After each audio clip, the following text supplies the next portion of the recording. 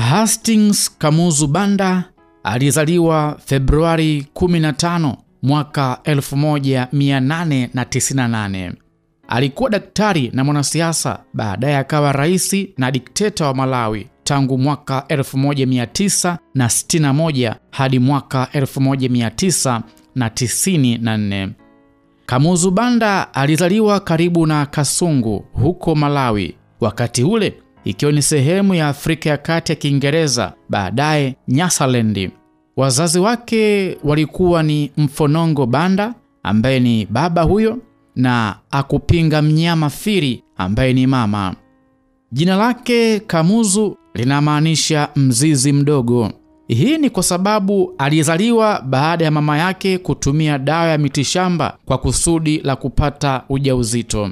Na kweli, hiyo dawa baada ya kuitumia ndipo akapata ujauzito. Sasa hiyo dawa ya mitishamba inaitwa Kamuzu, na alipozaliwa basi mama yake akamuita Kamuzu. Banda lilikuwa ni jina la baba yake, na jina la Hastings alijiongezea yeye mwenyewe baada ya kubatizwa kwa heshima ya mishonari mmoja kutoka huko Uskoti aliyependwa naye. Mnamo mwaka 1915 Banda aliondoka kwao akisafiri kwanza kuelekea kule Rhodesia ya Kusini, hivi sasa ni Zimbabwe, na mnamo mwaka 1917 aliendelea na safari yake akafika hadi Johannesburg huko Afrika ya Kusini. Akapata kazi kwenye migodi ya Witwatersrand.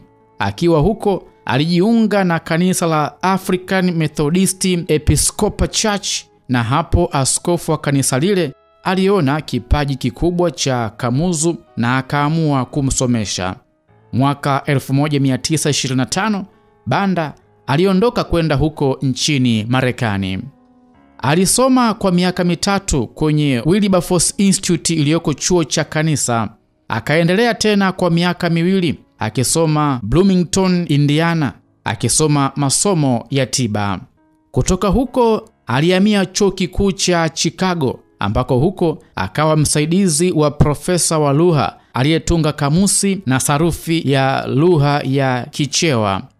Banda akasomea historia, akamaliza bachelor. Kwa msaada wa wafadhili aliweza kuendelea kusoma elimu ya tiba kwenye chuo cha Meharry Medical College huko Tennessee, ambako alimaliza mnamo mwaka 1937.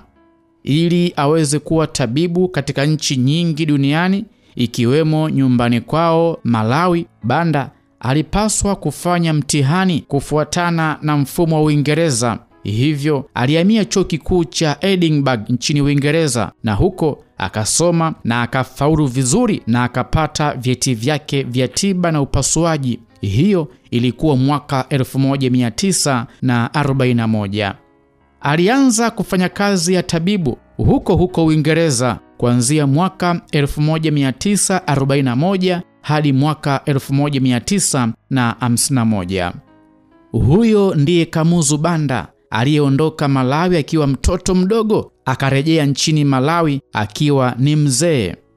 Alikwenda kutafuta elimu huko ughaibuni kwa miaka 42. Akarudi nyumbani Malawi akiwa ni babu wa miaka 60. Tena akiwa ni babu anayeongea Kizungu tu, amesahau lugha zote za Malawi. Akapewa uraisi, akatawala kwa miaka 30. Akawachezesha Wanyasa Sindimba. Siku zake za kuishi hapa duniani zikaisha. Akafa mwaka 1997 akiwa na miaka 99. Kamuzu Banda hakuacha mke wala mtoto. Tangu anasoma huko nje hakuona mwanamke wa hadhi yake nyumbani. Kwanza Kamuzu Banda alisema wanawake hawakuwa na elimu, halafu wanawake ni washamba tu. Huyo ndo baba wa taifa la Malawi, Rais Msela aliyeishi na mchepuko Ikulu. Hastings Kamuzu Banda alitawala Malawi kwa viboko. Aliamini wa Malawi bila viboko hawaendi.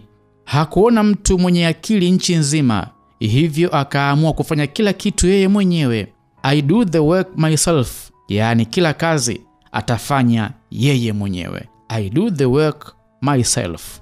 Hiyo ndio ilikuwa falsafa yake, na kila ambalo yeye angesema likawa ni sheria na lazima litekelezwe, hata kama lilikuwa ni jambo la hovyo, lazima litekelezwe. Kamuzu Banda aliwadharau mawaziri wake, aliwaita my boys kwa sababu anasema hawakujua lolote lile. Zaidi ya kila kitu wao walikubali tu na kila jambo walishangilia. Alipoongea walimpigia makofi, iwe ni kizuri kibaya, wao walimwambia anaupiga mwingi. Huyo ndiye Kamuzu Banda. Mawaziri wake aliwaita my boys, akisema hawajui chochote kile. Mawaziri wakachukia, wakaamua kumtolea uvivu. Mwaka 1964 mawaziri wakaliamsha dude. Walimwambia huwezi kuendesha nchi kama mali ya baba yako, lazima usikilize na wengine. Kamuzu akawaambia hamnijui nyie. Akawatimua kazi mawaziri 4 na wengine wakakimbia nchi, akiwemo mtu mmoja aitwaye Kanyama Chiume, yule mwandishi wa vitabu aliyeishi hapa nyumbani Tanzania. Wale watu wa zamani wanamkumbuka na wanamfahamu vyema Kanyama Chiume. Alikuwa mmoja kati ya mawaziri wa Kamuzu Banda. Baada ya kashikashi alikimbia Malawi, akaingia nchini na akawa mwandishi wa vitabu hapa nyumbani Tanzania. Hivyo nchini Malawi akabakia mwanaume mmoja tu, akiunguruma nchini humo kama simba, akisema watu wote kimya. Kamuzu akapiga marufuku upinzani nchini Malawi kwa hoja moja tu, kwamba hata Mwenyezi Mungu alizuia upinzani mbinguni, ndiyo maana alimtimua shetani. Hivyo Kamuzu Banda akasema, kama Mwenyezi Mungu alizuia upinzani mbinguni, mimi Kamuzu ni nani mpaka niruhusu upinzani hapa nchini Malawi? Wananchi wote wakawa kimya na wananchi wote wakalazimika kuwa wanachama wa chama chake. Kila mtu alipaswa kuwa na kadi ya chama. Kadi ziliuzwa na kusambazwa na vijana wa chama chake, na hao vijana walitisha mno kushinda jeshi la Malawi. Vijana wakauza kadi za chama hadi kwa watoto ambao hawajazaliwa, yaani mimba nayo ilikatiwa kadi. Huna kadi ulikosa huduma za jamii. Vijana wa chama walisimamisha magari na wakakagua kadi za chama. Hauna kadi ya chama ulishushwa kwenye gari na kushughulikiwa. Mwaka 1983 Kamuzu Banda aliwaua mawaziri wake 3 kwa sababu tu waliunga mkono hoja ya kuanzishwa vyama vingi nchini Malawi. Mawaziri hao ni Diki Matenje, Twaibu Sangala na Haroni Gadama. Hii ni baada ya mawaziri hao kumzomea rais, wakimwambia yeye ni dikteta, lazima aruhusu vyama vingi. Kwa hasira, Banda akavunja baraza la mawaziri na wale mawaziri wakapelekwa kuhojiwa Chemba. Huko Chemba walisulubiwa vikali mpaka wakafa kikatili. Walipigwa misumari kichwani kwa nyundo kama vile fundi seremala anavyopigilia bati. Damu ikaruka juu. Mawaziri wakaanguka chini, wakapoteza maisha, wakapoteza nyadhifa zao. Mbunge David Chiwanga kwenye pitapita zake za hapa na pale akaona mawaziri wakiteswa, naye pia akaingizwa kwenye mateso. Akateswa ili asije akatoa siri. Akapigwa misumari ya kichwa, akaanguka, akafa. Maiti za wote 4 zikaingizwa kwenye gari aina ya Peugeot 604, mali ya Dickson Matenje, marehemu mwenzao. Gari likaenda kuangushwa kwenye korongo. Redio za Malawi zikatangaza mawaziri na mbunge wafa kwa ajali ya gari. Usiku huo huo Banda akaamrisha wazikwe na hakuna kufungua majeneza ili kuaga. Mawaziri wakamezwa na ardhi bila hata kusema kwa heri ya kuonana. Kamuzu Banda, mzee wa kanisa la The Church of Scotland, akajiandikia dhambi ya kuua. Unashangaa Banda kuwa mzee wa kanisa? Ndiyo, Kamuzu Banda alikuwa ni mzee wa kanisa liitwalo The Church of Scotland. Wacha nikupe kiduchu kuhusu kuwa mzee wa kanisa.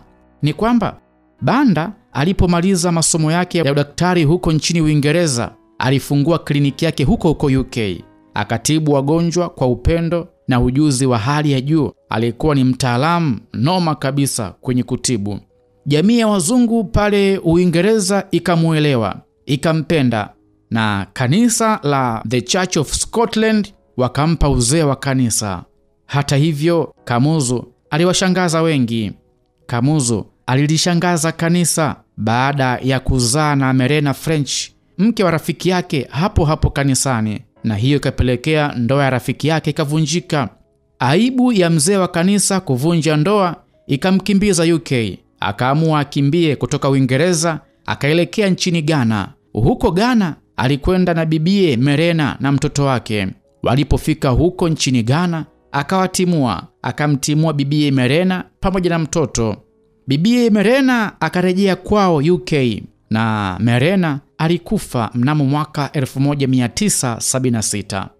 Baadaye Banda akatimuliwa nchini Ghana. Tena alitimuliwa kwa aibu kubwa. Hii ni baada ya kuwafanyia abortion watoto wa shule. Yaani kliniki ya Banda ilijihusisha na kuwatoa ujauzito watoto wa shule. Hivyo nchi ya Ghana ikamtimua Banda. Baada ya kufukuzwa nchini Ghana, Banda akaamua kurejea nchini Malawi, yaani kurejea nyumbani. Na mnamo mwaka 1958 Banda akajiunga kwenye harakati za kudai uhuru. Akiwa hapo hapo nchini Malawi, Banda alifungua kliniki na kuendeleza shughuli zake za utabibu. Akiwa katika kliniki yake hapo akakutana na bibie Cecilia Kadizamira. Wakati huo bibie Cecilia bado binti mdogo tu mbichi wa miaka 21, na binti Cecilia alifika hapo kwenye kliniki ya Banda ili kufanya mazoezi ya ukunga. Yaani kwa leo tungesema alifika hapo kufanya field. Kamuzu Banda akamuelewa bibie Cecilia, akampenda, akamfanya personal secretary. Mapenzi moto yakazaliwa hapo kati ya babu na mjukuu. Ndiyo, mapenzi moto yakazaliwa hapo kati ya babu na mjukuu. Kamuzu akiwa na zaidi ya miaka 60 na bibie Cecilia akiwa na miaka 21. Yakazaliwa hapo mapenzi mazito kati yao. Sesi binti wa miaka 21 alimwacha mchumba wake wa ujanani, akafuata mdundiko wenye miaka 63. Wakati Kamuzu anaanza mahusiano na bibie Cecilia, Cecilia alikuwa na mchumba wake kijana mwenzake, lakini alimwacha, akaamua aende kwa mzee wa miaka 63. Babu na mjukuu walikula maisha, wakashirikiana vyema. Banda alipokabidhiwa nchi, waliambatana pamoja hadi Ikulu, na Banda akasema kwamba Sesi ni sekretari wake na wala si mtu wake wala si mkewe, na ilipaswa kubaki hivyo hivyo. Kwa miaka yote 31 ya utawala wa Kamuzu, Sesi hakubaki nyuma. Walikula vya Ikulu pamoja. Wananchi wakamuita Sesi Mama Kadizamira, yani First Lady. Pamoja na kwamba Banda alishasema mapema kwamba yeye hakuona mwanamke wa hadhi yake, lakini Sesi alimkamata vilivyo. Toka dunia ianze, hakuna aliyeingia kwenye vita ya mapenzi akatoka salama. Hakuna. Ukiingia huko kwenye vita ya mapenzi kutoka salama ni ngumu. Simba mwenyewe na ubabe wake, lakini anabeba mimba. Sembuse Kamuzu. Kipindi cha utawala wa Kamuzu, ndoa nyingi nchini Malawi zilivunjika. Yote ni kwa sababu yake yeye. Kwanza, wanawake wote wa Malawi aliwaita mbumba ya Kamuzu kwa kichewa, yaani wanawake wa Kamuzu. Na kila Ijumaa mpaka Jumapili, yaani Ijumaa, Jumamosi, Jumapili, ilikuwa ni siku ya wanawake kutoka sehemu mbalimbali nchini Malawi kwenda Ikulu kumburudisha mheshimiwa rais. Wanawake walijipamba, walijipodoa na kwenda kukata viuno mbele ya rais asiyekuwa na mke. Walicheza ngoma maarufu ya Wanyasa, ngoma iitwayo Kidoha. Wake za watu wanacheza kwa kuberuka mbele ya mheshimiwa rais msela, tena bachelor aliyesomea Ulaya. Hapo mwanaume hata kama huna wivu lazima roho iume. Yaani umnunulie mkeo nguo, tena nguo yenyewe iwe na picha ya mheshimiwa rais ambaye ni mwanaume mwenzako. Mkeo avae, alafu huyo aende Ikulu akamnengulie huyo jamaa. Tena anakaa huko Ijumaa, Jumamosi, Jumapili. Hiyo ikapelekea ndoa nyingi kuvunjika. Na mbaya zaidi, mwanaume ukikataa ama ukigoma mkeo asiende ama unamzuia mkeo asiende Ikulu, ulinyongwa. Wanaume wengi waliona bora kufa kuliko fedheha. Kamuzu Banda alikuwa jeuri sana alafu bisho mno. Na nikwambie, Kamuzu Banda alitembea na fimbo yake, fimbo yenye manyoya. akisema kwamba manyoya kazi yake ni kufukuza nzi. Dr. Banda alifia nchini Afrika ya Kusini mnamo Novemba 25 mwaka 1997. Alienda huko Afrika ya Kusini kutibiwa akiwa na personal secretary wake bibie Cecilia, ambaye hadi anakufa hakusema kama ni mkewe. Alisema kwamba ni secretary wake tu, lakini kwa wale ambao waliona kuna mahaba chekwa kati yao. Utawala wa Kamuzu Banda ulifikia ukomo mnamo mwaka 1994 katika uchaguzi wa vyama vingi, ambapo Bakili Muluzi alishinda na kuwa rais wa pili wa Malawi. Marehemu Captain John Komba ndiye ambaye aliendesha kampeni za Bakili Muluzi, na aliendesha kampeni kupitia bendi ya Tanzania One Theater, yani TOT. Na unajua kazi ya Captain Komba, wimbo mmoja tu wa Captain Komba unatosha kumpa mtu urais. Apumzike kwa amani Captain John Komba. Rais mpya Bakili Muluzi alitawala mpaka 2004. Akafuatia rais mwingine Bingu wa Mutharika aliyefika madarakani mwaka 2012. Alafu akafuatia Joyce Banda, mwanamama huyu aliyetaka kuleta chokochoko kuhusu ziwa Nyasa. Tanzania tukamfunga mdomo. Na unajua mgogoro wa ziwa Nyasa ulianza kipindi cha Kamuzu. Ndiyo, kama ulikuwa haujui ni kwamba mgogoro wa ziwa Nyasa ulianza miaka mingi tangu enzi za rais wa kwanza Kamuzu Banda. Ilikuwa hivi, siku moja Kamuzu Banda alitangaza kupitia redio Malawi akisema kwamba ziwa Nyasa na hadi mkoa wote wa Ruvuma ni mali ya Malawi. Baba wa taifa Mwalimu Nyerere akamwambia Kamuzu Banda, una kichaa wewe. Kamuzu Banda akafunga mdomo. Alafu baadaye Joyce Banda akaliibua tena. Rais wa wakati huo Jakaya Mrisho Kikwete akatoa kauli moja tu, Joyce Banda kimya. Bila shaka umepata mawili matatu ya muhusuyo Hastings Kamuzu Banda wa pale nchini Malawi. Jina ni kitambulisho cha mtu na utu. Utambulisho wa mtu na utu upimwa kwa matendo yake. Matendo ya kiungwana huandika jina zuri la mtu na utu. Matendo ya kishenzi huandika jina baya la mtu na utu wake. Mtu mwema huitwa muungwana na mtu mbaya huitwa mshenzi.